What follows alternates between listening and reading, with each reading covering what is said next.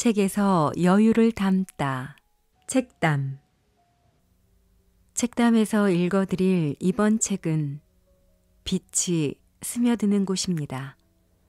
지은이 질 바이든, 옮기니 김은영, 출판사 책든손. 구독과 좋아요도 부탁드립니다. 각각 다른 방식으로 부모, 특히 엄마는 자기가 낳지 않은 자식은 자기가 낳은 자식만큼 사랑할 수 없다고 믿는 사람들이 있다. 많은 이가 부모와 자식을 이어주는 끈은 오로지 DNA라고 믿는데 보아 헌터가 어린 시절에는 대놓고 그렇게 말하는 사람들도 있었다. 나는 이런 모성애 또는 엄마와 자녀 간의 사랑에 대한 우려가 가족 간의 연대감 형성이라는 영역에만 그치지 않는다는 사실을 발견했다. 제왕절개 수술에서부터 일상적인 육아법에 이르기까지 수많은 조언들이 쏟아졌는데 그런 조언들이 결과적으로는 엄마와 아이들 사이를 멀어지게 만들 수도 있는 것이었다. 나는 날이 가고 해가 거듭될수록 두 아이들을 점점 더 사랑하게 되었다. 그러나 내 마음 한구석에 생기는 의문도 계속 커져갔다. 내가 이 아이들을 내가 낳은 아이처럼 사랑할 수 있을까? 나는 이미 그렇게 하고 있다는 강한 믿음이 있었다. 그리고 내가 낳은 자식이든 아니든 모두 똑같은 사랑과 훈육, 관심을 주고 싶었다. 좋은 부모라면 누구나 그렇지 않을까? 그러나 나는 아직 내가 낳은 아이가 없었다. 그러니 내가 정말 두 아이에게 내가 낳은 자식에게 주는 만큼 사랑을 주고 있는지 확인할 수 없었다. 조와 결혼한 직후 나는 그에게 우리는 이미 완벽한 가족이라고 말했다. 어디에 내놓아도 자랑스러울 두 아들이 있었고 나는 아이를 더 갖고 싶은 생각이 없었다. 진심이었다. 두 아이와 그 아이들의 삶에 나를 몰입시켜야 한다는 의무감만으로도 충분히 바빴다. 얼마 지나지 않아 우리 네 식구는 자연스러운 리듬을 타기 시작했다. 조는 상원의 지도자로서 점점 위치를 굳혀갔고 두 아이들은 학교에서도 스포츠에서도 누구보다 뛰어난 실력을 보여주었다. 그리고 나는 엄마로서의 내 역할에 점점 더 안정적으로 적응하고 있었다. 마음뿐만 아니라 몸으로도 두 아들을 안아주고 저녁이면 함께 소파에 웅크리고 앉아 시트콤 해피데이즈를 보는 시간이 좋았다. 아이들이 뛰는 시합은 모두 지켜보았고 언제나 누구보다 큰 목소리와 몸짓으로 응원에 몰입했다. 훈육이라는 비교적 덜 달가운 역할에도 나는 익숙해지기 시작했다. 아이들이 옷가지를 망가뜨리거나 학교에서 문제를 일으켰을 때 각자의 방에 들어가 반성하게 만든다고 해서 우리 관계가 망가질지도 모른다는 두려움은 더 이상 생기지 않았다. 부모라면 누구나 줄 수 있는 벌이었으니까. 호칭의 문제가 아니라 엄마라는 말이 의미하는 모든 면에서 나는 두 아이의 엄마였다. 아이들도 알고 나도 알았다. 아이들이 처음으로 스스럼 없이 나를 엄마라고 불렀던 그날부터 우리가 이미 그런 관계라는 걸 깨달았다. 내가 늘 꿈꾸던 안정적인 가정을 우리는 완벽하게 이루고 있었다. 그 후로 나는 우리가 아이들을 실망시킬지도 모른다는 두려움을 더 이상 갖지 않았다. 아이들은 행복했고 쑥쑥 자라고 있었다. 우리는 하나였고 강했으며 튼튼했다. 그런데 재미있는 현상이 생겼다. 그 사랑이 나에게 더 큰 사랑을 원하게 했던 것이다. 내 주변에 맴돌던 두려움이 사라지자 그 자리를 다른 것이 채웠다. 우리의 사랑이 계속 자랄 수 있는 자리, 주인이 나타나기를 기다리는 새 의자가 나타났다. 빈자리를 채우고 싶은 마음이 점점 더 강해졌다. 몇 달 동안이나 조에게 말하지 못하고 있다가 결국 이야기를 하고 말았다. 어느 날 밤 필라델피아에서 데이트를 하다가 벨레뷰 스트래포드 호텔바에 들어가 술을 마셨다. 보아 헌터만으로도 괜찮지만 난 아이가 하나 더 있었으면 좋겠어요. 내가 말했다. 조의 눈이 휘둥그레졌다. 우리 가정에 아이는 둘이면 충분하다는데 서로 동의하고 있었기 때문이었다. 조는 노라고 하지도 않았지만 예스라고 말하지도 않았다.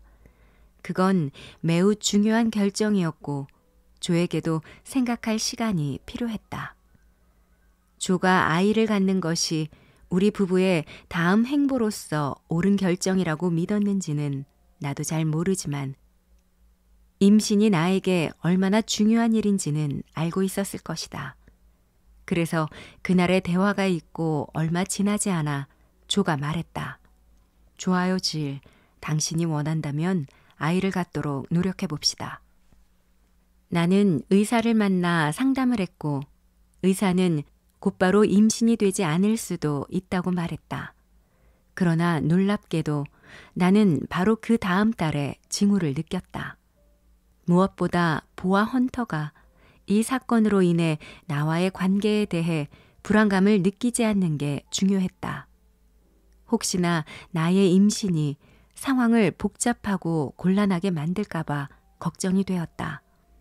나 스스로 그 아이들을 내가 낳은 아이만큼 사랑하지 못할까봐 불안해한다면 분명 아이들도 그렇게 느낄 것 같았다. 어떤 아이라도 동생이 새로 태어나면 적응이 쉽지 않다. 나는 새롭게 펼쳐질 우리 가정의 앞날에 보아 헌터가 함께한다는 느낌을 주고 싶었다.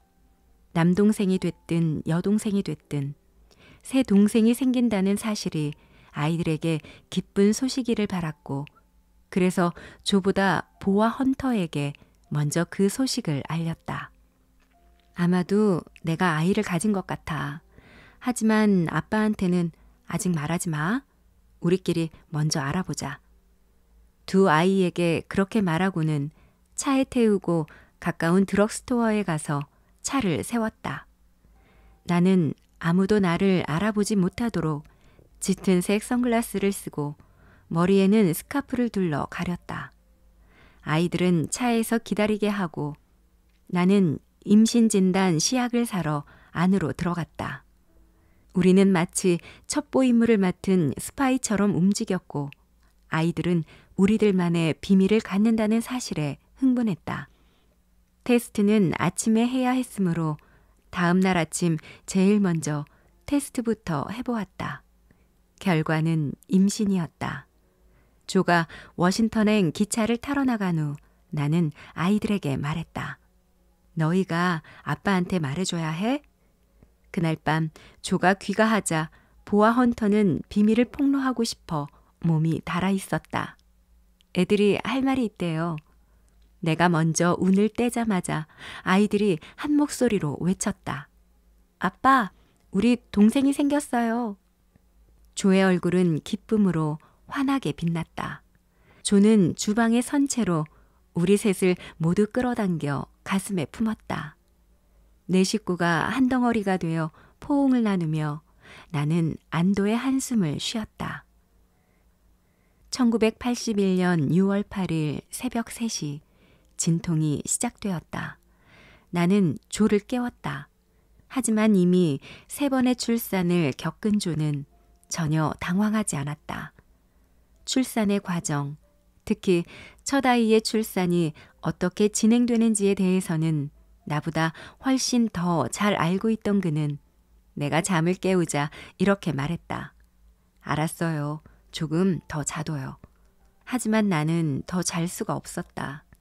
좀 더 부지런을 떨기로 하고 일어나 샤워를 한 후 뜨거운 롤러로 머리를 세팅했다.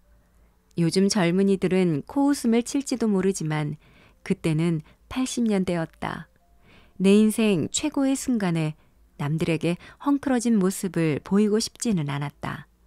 분만실이라고 해서 한껏 꾸미고 들어가지 말라는 법은 없었다. 잠시 후 수축기 진통이 찾아와 온몸이 찌부러지는 듯 아팠다. 머리 손질을 하고 있던 나는 서둘러야겠다는 생각에 화장을 하고 옷을 갈아입었다.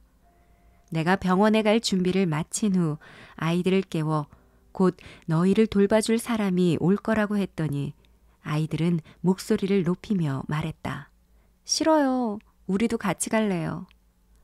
그래서 네 식구가 한꺼번에 차를 타고 병원으로 출발했고 진통은 점점 더 심해졌다. 나는 팔걸이를 움켜쥐고 진통을 참느라 죽을 힘을 썼다. 비명을 지르며 유리창에 주먹질이라도 하고 싶었지만 아이들이 놀라 겁을 먹을까봐 그럴 수도 없었다. 엄마가 임신 기간 내내 내 눈에 얼마나 흉하게 보였는지, 그 이미지가 얼마나 오랫동안 눈앞에서 어른거렸는지 떠올랐다.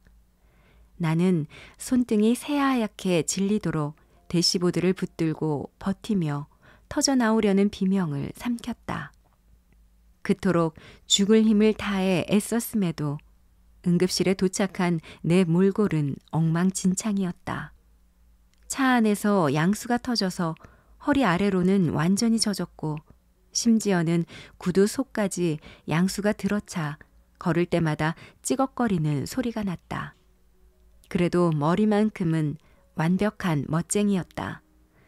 조와 아이들의 부축을 받으며 접수대에 간호사에게 다가간 나는 가쁜 숨을 몰아쉬는 사이사이에 간신히 분만하러 왔다고 말했다.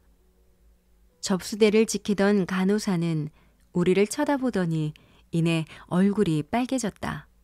어머나, 조 바이든 상원 의원이시네? 저 사인 좀 해주시겠어요? 나는 조를 노려보았다. 지금 이 마당에 저 여자한테 사인만 해줘봐요. 당신도 병원에 입원하게 해줄 테니. 내 눈길은 아마도 이렇게 말했을 것이다. 조는 조 바이든표 미소를 날리며 그러나 당황스러운 목소리로 주저하며 말했다. 네, 좀 나중에. 간호사들이 달려와 분만 준비에 들어갔다. 한 간호사가 내 팔에 정맥 주사를 꽂는 순간 조가 어지럼증을 느꼈는지 비틀거리며 의자에 앉았다. 그러자 모두가 갑자기 그에게 달려가더니 오렌지 주스를 마셔라, 스멜링 솔트를 가져온다 하며 야단법석을 떨었다. 내 걱정은 하지 마세요. 저는 그저 분만하러 왔을 뿐인걸요? 라고 소리치고 싶었다. 임신 기간 내내 나는 보아 헌터에게 이 아기는 너희의 아기야 라고 말했다. 우리는 아기 이름도 그 둘의 선택에 맡겼다. 거론되었던 수백 개의 이름들 중에서 아이들은 딸이면 애슐리나 콜린 중에서 하나로 하자고 정했다. 두 이름 중에서 애슐리가 더 마음에 들었고 아기가 태어나자 우리는 애슐리 블레이저 바이든이라는 이름을 지어주었다. 블레이저는 내가 사랑하는 친할머니 그랜드맘 제이콥스의 결혼 전 성이었다. 애슐리는 몸무게 2.95kg의 건강한 몸으로 태어났지만 내 눈에는 너무나 작게 보였다. 낯설면서도 어쩐지 낯익어 보였고 우리 네 식구는 아기를 보자마자 사랑에 푹 빠졌다. 태어난 첫날부터 조는 애슐리를 응석바지로 만들었다고 단언할 수 있다. 보아 헌터도 마찬가지였다. 두 아이는 애슐리를 너무나도 예뻐했다. 10살, 11살짜리 사내 아이들의 행동이라고는 믿을 수 없으리만치 애정이 담뿍 담긴 손길로 애슐리를 안아주었다. 네 식구가 함께 아기를 집으로 데려왔고 우리는 이제야 우리 가정이 완성되었다는 느낌이 들었다.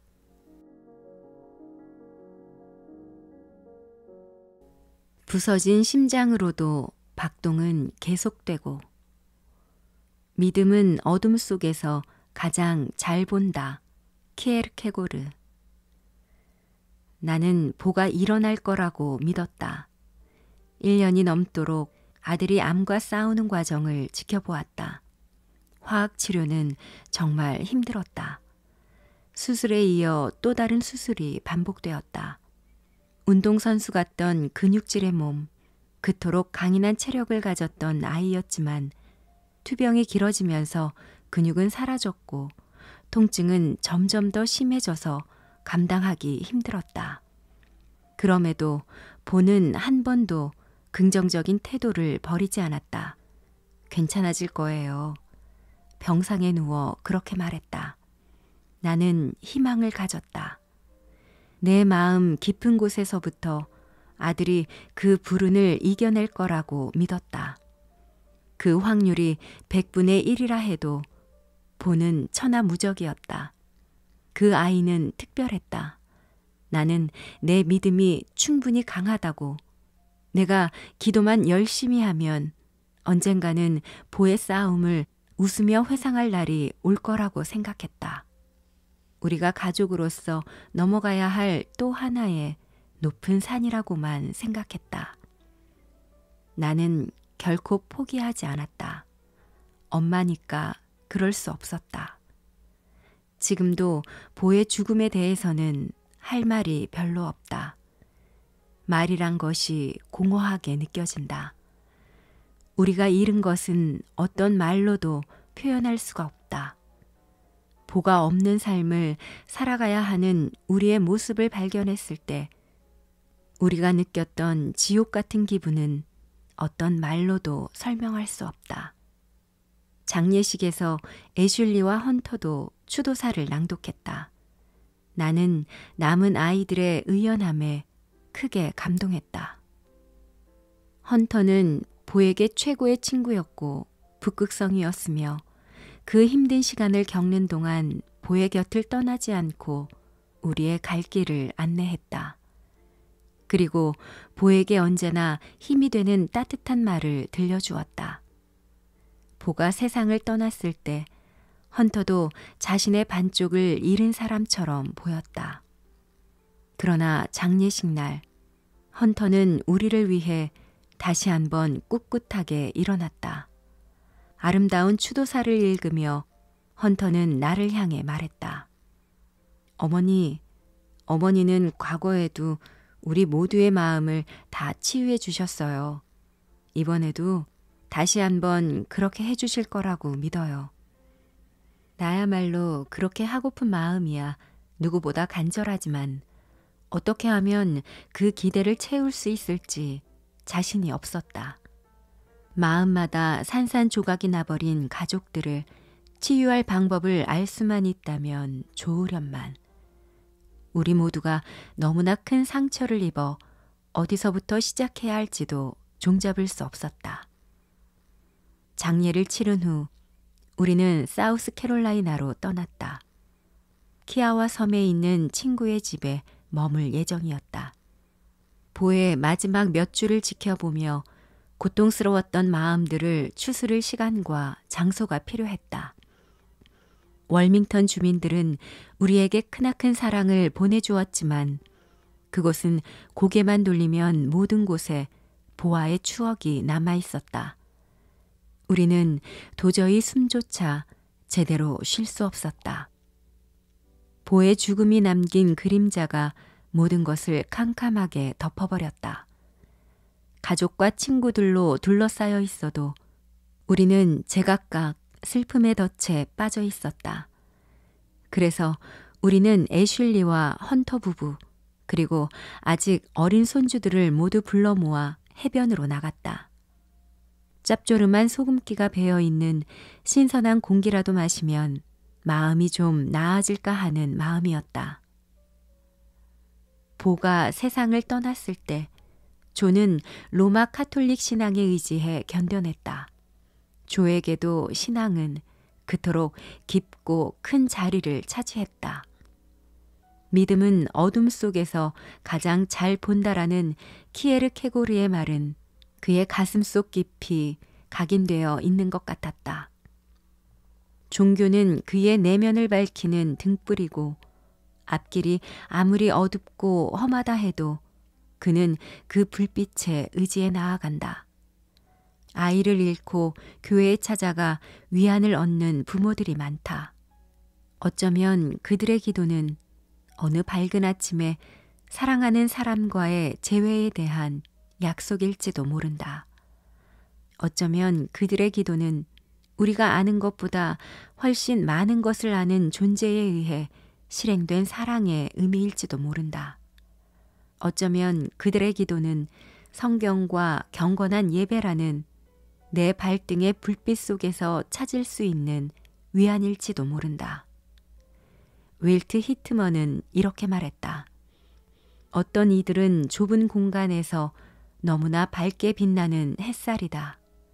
보는 내 삶에 아주 밝은 빛을 주던 아들이었다. 그 아들이 떠나고 나니 나는 어둠 속에서 눈조차 먼 느낌이었다. 그 텅 빈 어둠 속에 갇혀 움직일 수가 없었다. 보가 우리 곁에서 서서히 떠나기 시작하고 있을 때 나는 간절하고 간절한 마지막 기도를 올렸으나 그 기도는 응답을 받지 못했다.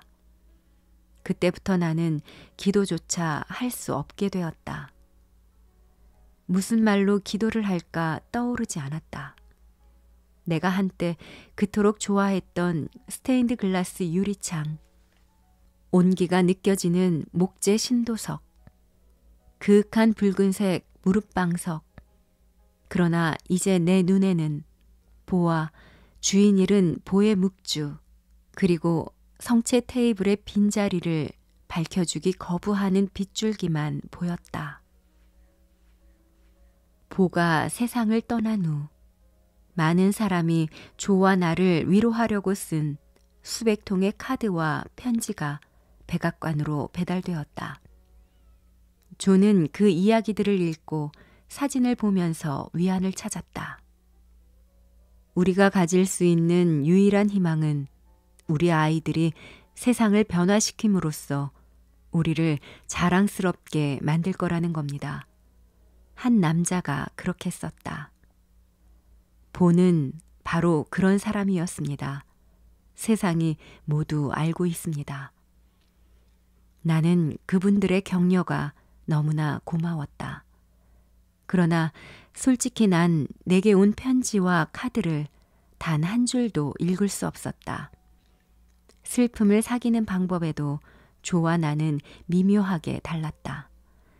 조는 보가 사람들에게 어떤 영향을 주었는지, 어떤 의미였는지 회상하기를 좋아했다.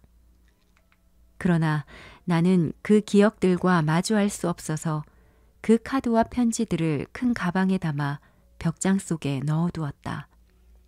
버리기에는 너무나 소중하지만 열어볼 수는 없었다. 어쩌면 영원히 그 상태로 남아있을지도 모른다. 사람에게는 도저히 마주할 수 없는 것들이 있다. 긴 숟가락의 우화라는 이야기가 있다. 이 우화가 어떤 종교 또는 어떤 철학으로부터 나왔는지는 아무도 정확히 모르지만 여러 문화에서 신화처럼 구전되어 오는 것 같다. 숟가락에서 젓가락 또는 밥으로 문화마다 자세한 부분은 약간씩 다르지만 기본적인 요점은 똑같다. 한 남자가 신에게 천국과 지옥을 보여달라고 청하자 신이 그에게 2개의 방을 보여주었다. 첫 번째 방에는 잔뜩 야위고 매우 허약해 보이는 사람들이 식탁에 둘러앉아 있는데 식탁 한가운데에는 엄청나게 큰 솥이 하나 있고 그 안에 든 수프에서는 아주 맛있는 냄새가 났다. 둘러앉은 사람들 모두에게 그 솥까지 닿을 수 있는 숟가락이 하나씩 있었지만 숟가락이 너무 길어서 그 수프를 떠 자기 입에 넣을 수가 없었다. 그 사람들은 하나같이 입에 넣을 수 없는 숟가락으로 한 수저라도 떠먹으려고 안간힘을 쓰고 있었다. 하지만 아무도 수프를 맛보지 못한 채 굶어 죽어가고 있었다.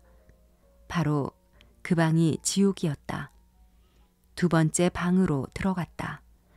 똑같은 수프, 똑같이 너무 긴 숟가락이 있었다. 그러나 이 방의 식탁에 둘러앉은 사람들은 행복한 얼굴을 하고 자기 숟가락으로 수프를 가득 떠서 옆 사람의 입에 넣어주고 있었다. 지옥에서는 혼자서 굶어 죽는다. 천국에서는 서로를 먹여준다. 이 글을 쓰는 동안 두 가지를 깨달았다. 나는 아직 치유되지 못했지만 나는 혼자가 아니다. 지난 3년 동안 가족과 친구들 그리고 낯선 사람들이 나를 구해주었다. 나는 내 마음처럼 꿋꿋하게 홀로 설 수 없을 때는 타인에게 기대는 법을 배웠고 굶어 죽어가고 있는 내 마음에 밥을 먹여주는 법을 배웠다. 고통의 힘이 우리의 민낯을 드러내고 겉모습을 벗겨버리며 우리를 하나로 붙들어준다고 생각했던 뼈대를 모두 와해시킬 수도 있다는 걸 이제는 안다. 그러나 또한 연민의 힘은 물에 빠진 사람에게 절실한 산소와도 같다는 것도 안다. 짧은 전화 한 통화, 소소한 농담 한마디, 예상치 못했던 메모 한 장같이 아주 작은 몸짓 하나가 행동으로 보여주는 연민의 마음이라는 것도 안다. 몸과 마음이 한꺼번에 텅 비어버리는 공허함을 경험했던 사람에게는 이런 소통이, 그런 배려의 순간이 스스로를 다시 채우기 시작할 수 있는 유일한 길이다. 그것만이 우리의 심장이 이해하는 유일한 언어다. 내 가족은 처참하게 무너졌지만 우리는 지금도 소중한 삶을 위해 서로를 꼭 보듬고 있다. 우리는 이 슬픔과 이별할 수 없다. 영원히. 그러나 우리는 서로에게, 그리고 이 부서질 듯 연약한 세상과 우리 주변에 상처받은 사람들과도 영원히 연결되어 있다. 내가 굳이 배우고 싶지 않았던 교훈이지만 그것이 우리가 살아남을 수 있는 길이라고 생각한다. 손주들은 성당에 가자고 조에게 부탁한다. 그래서 월밍턴에 있을 때는 조가 손주들을 데리고 성당에 간다. 하지만 난 집에 남아있다. 내게는 아직도 응답을 듣지 못한 질문이 너무나 많다. 옛날에는 질서가 보였던 곳에서 지금은 혼돈만이 보인다.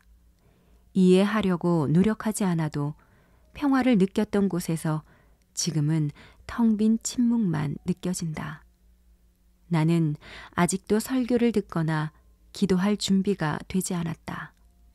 내가 다니던 교회의 그렉 존스 목사님이 이따금씩 이메일로 안부 편지를 보내신다.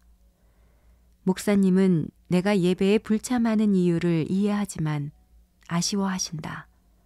종종 내가 새로운 영혼의 집을 찾기를 바란다고 말씀하지만 나는 그때마다 이의를 제기한다. 최근에 우리 가족과 잘 아는 한 사람이 세상을 떠났을 때 목사님과 연락이 닿았다. 고인은 보보다 1살 어렸고 사랑하는 남편과 2 어린 아들을 남겨두고 떠났다. 목사님은 고인의 죽음이 우리에게도 남의 일 같지 않으리라는 걸 알고 계셨다. 목사님의 이메일에 답장을 보내면서 이렇게 썼다. 제가 제일 좋아하는 문장 중 하나가 믿음은 어둠 속에서 가장 잘 본다는 말입니다. 목사님은 나의 답장에 또 답장을 보내셨는데 믿음은 실현의 시기에 가장 어렵다는 데 동의하지만 신은 상이나 벌로서 일하시는 분이 아니며 사랑으로서 천천히 그리고 조용히 일하시는 분, 우리가 고통을 받을 때 우리와 함께 하시며 우리를 사랑이 가득한 삶으로 부르시고 우리에게 새로운 미래를 쌓아 올리는데 참여하라고 재촉하시는 분이라는 걸 목사님이 가장 큰 슬픔을 겪었을 때 깨달았다고 하셨다. 목사님은 나로 하여금 키에르 케고르의 지혜 뒤에 숨은 의미를 깨닫게 했다. 세상이 우리가 원하는 대로 흘러간다면 우리 삶의 목적과 성스러운 사랑을 보는 것도 쉽다. 그러나 우리에게 가장 절실하게 신이 필요할 때는 가장 어두운 시기, 우리에게 더 이상 희망이 남아있지 않고 더 이상 아무것도 할 수 없을 때다.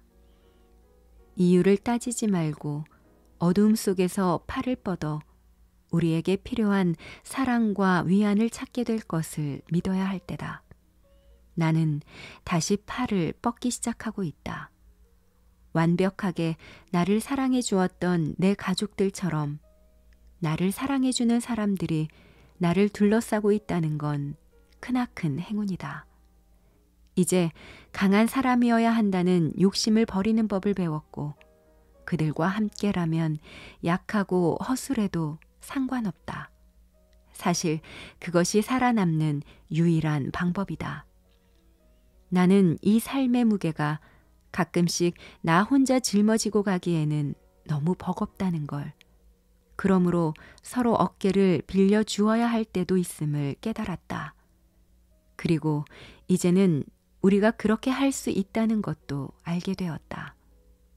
우리 식탁에서 보의 자리는 누구도 대신할 수 없겠지만 보를 추모하는 마음은 결코 멈추지 않겠지만 부서진 심장으로도 박동은 계속되고 사랑과 성장은 계속된다.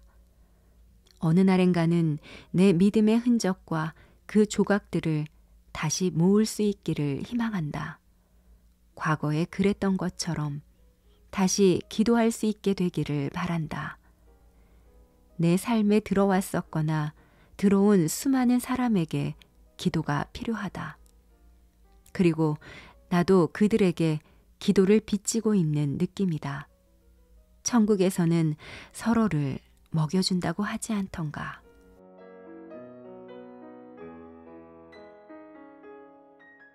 책담의 낭독은 여기까지입니다.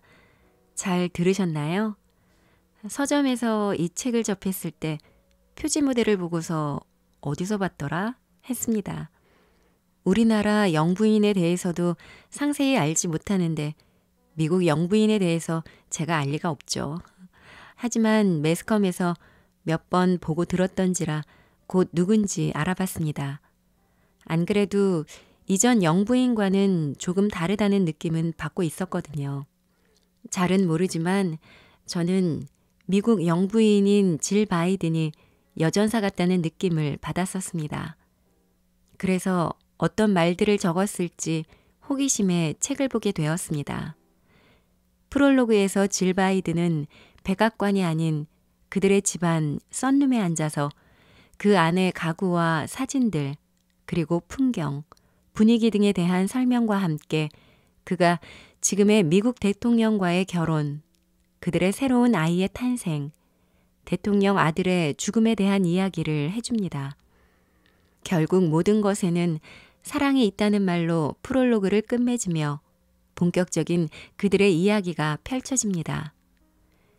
여느 자서전과 마찬가지이겠지만 영부인 입장이 아닌 전체와의 관계에서 낳은 아들 둘을 가진 남자의 가족에 새롭게 가정을 만들어가는 어느 현명한 여자의 입장으로 바라본 이야기라는 점이 여느 자서전과 조금 다른 것 같습니다. 결국 가족을 탄탄하게 엮어주는 것은 서로에 대한 사랑이다라는 것이 이 책의 주제라고 볼 수 있는데요. 바이든 가족이 기쁨과 슬픔을 어떻게 맞아들이고 또 사랑으로 극복하는지를 보여주는 일부분에 대해 낭독을 해봤습니다. 가족 간의 사랑, 당연하다고 생각되는 그 사랑이 보이지 않는 비극적인 일들이 매스컴에 자주 보이는 요즘에 어찌 보면 미국 상류층의 여유 있는 삶과 그들의 사랑이라고 볼 수도 있습니다. 그럼에도 불구하고 우리 대부분은 사랑이 이 모든 것의 답이라는 것도 알고 있죠. 코로나로 모두가 힘든 요즘 가까운 가족에게 사랑한다는 말 한마디가 필요한 때인 것 같습니다. 끝까지 들어주셔서 감사합니다. 행복하세요. 구독과 좋아요, 댓글은 큰 힘이 됩니다. 감사합니다.